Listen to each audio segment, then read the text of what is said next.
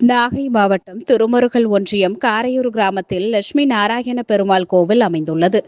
இக்கோவில் மகா குடமுழுக்கு விமர்சையாக நடைபெற்றது. குடமுழுக்கையொட்டி கடந்த 19ஆம் தேதி பகவத் பிரார்த்தனை, யஜமான சங்கல்பம், யாகசாலை பூஜைகள், மூலவர் திருமஞ்சனம், தீபாராதனை நடைபெற்றது.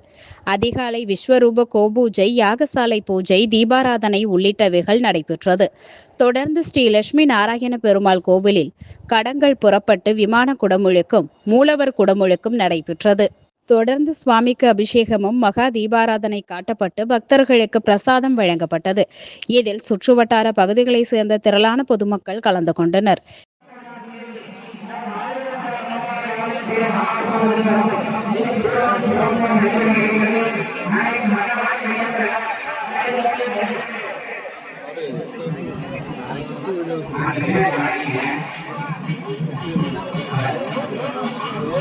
அனைத்து